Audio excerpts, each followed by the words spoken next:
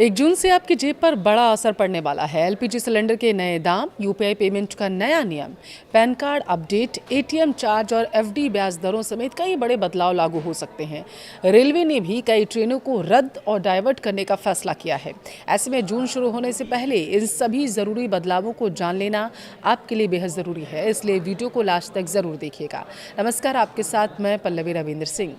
देखिए, मई का महीना अब खत्म होने वाला है और इसके साथ ही 1 जून से कई बड़े फाइनेंशियल बदलाव भी लागू हो सकते हैं, जिनका सीधा असर आम लोगों की जेब यानी कि आपकी ज़िंदगी, रोज़मर्रा की ज़रूरतों पर सीधा पड़ेगा। ऐसे में अगर आप पहले से ही नियमों की जानकारी रखेंगे तो बाद में किसी भी तरीके की परेशानी या अतिरिक्त खर्च आपको नहीं उठाना पड़ेगा।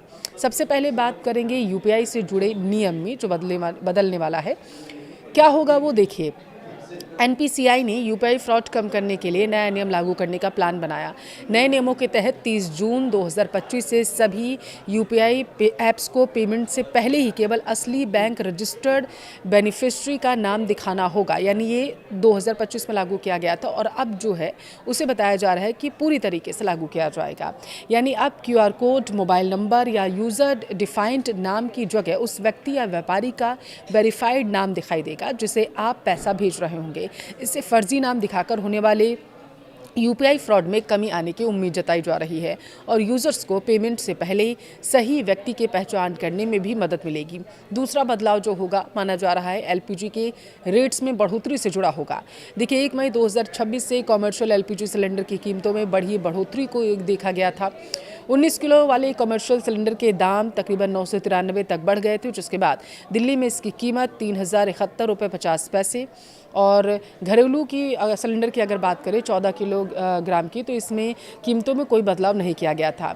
इस बढ़ोतरी का असर होटल, रेस्टोरेंट, छोटे कारोबारियों पर सीधा पड़ा था। अब 1 जून से भी एलपीजी सिलेंडर के नए रेट लागू हो जाएंगे, क्योंकि तेल कंपनियां हर महीने की पहली तारीख को कीमतों की समीक्षा करती हैं।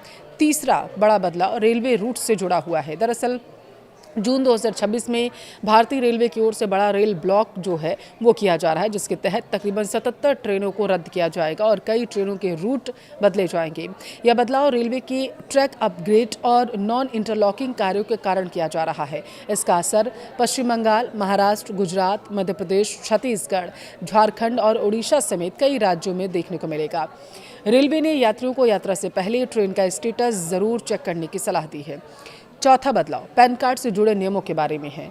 नए इनकम टैक्स नियम 2026 के तहत पैन से जुड़े कई नियमों में बदलाव किए गए हैं। अब कुछ लेन देन में पैन देना ज़रूरी नहीं होगा, जबकि कई हाई वैल्यू ट्रांजैक्शन पर नियम और सख्त कर दिए गए हैं। उदाहरण के तौर पर पहले एक दिन में 50,000 से ज़्यादा कैश जमा करने पर आपको पैन दिखाना ज़रूरी होता होगा, लेकिन अब यह शर्त हटा दी गई है।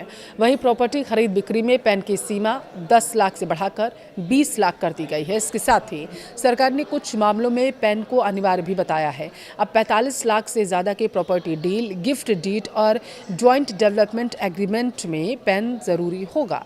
साल भर में 10 लाख से ज़्यादा कैश निकासी पर भी पैन रिपोर्टिंग लागू हो जाएगी। इसके अलावा पुराना फॉर्म 60 हटाकर नया फॉर्म 97 लागू किया गया है, जिसका इस्तेमाल पैन ना होने की स्थिति में किया जाएगा। यानी जून के महीने में भी आपको पैन के नए नियमों को फॉलो करना होगा।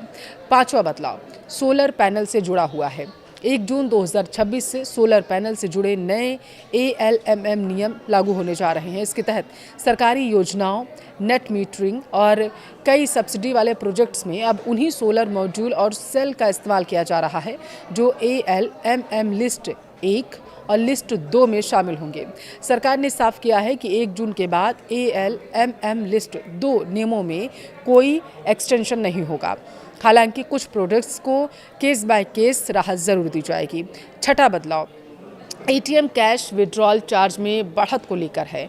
देखिए, कई बैंकों ने पिछले महीने एटीएम और बैंकिंग नियमों में बदलाव किया और अब 1 जून से भी कुछ bank ATM transaction fees, free transaction limit और कैश निकासी नियमों में बदलाव कर सकते हैं। अप्रैल 2026 से एचडीएफसी बैंक ने यूपीआई एटीएम कैश निकासी को फ्री एटीएम लिमिट में शामिल कर दिया है, जबकि पंजाब नेशनल बैंक ने कुछ डेबिट कार्ड्स पर डेली कैश विड्रॉल लिमिट घटा दी है। वहीं कई बैंकों ने एफडी ब्याज दरों में भी बदलाव किया है और जून में आरबीआई नीतियों और लिक्विडिटी स्थिति के आधार पर एफडी रेट्स में भी बदलाव देखने को मिलेगा। ऐसे में ग्राहकों को एटीएम शुल्क, कैश लिमिट और एफडी दरों से जुड़े कुछ बैंक नोटिफिकेशन चेक करते रहना चाहिए। इसके अलावा कई अन्य नियमों में भी बदलाव हो सकता है, जो कि Aadhaar card, petrol diesel rates, RBI की एमपीसी मीटिंग में रेपो रेट से जुड़ा होगा। इसलिए मैंने जो इस वीडियो में 6 बड़े बदलाव आपको बताए हैं, उन्हें ध्यान में रखें। जानकारी अच्छी लगी हो तो वीडियो को शेयर ज़रूर करें।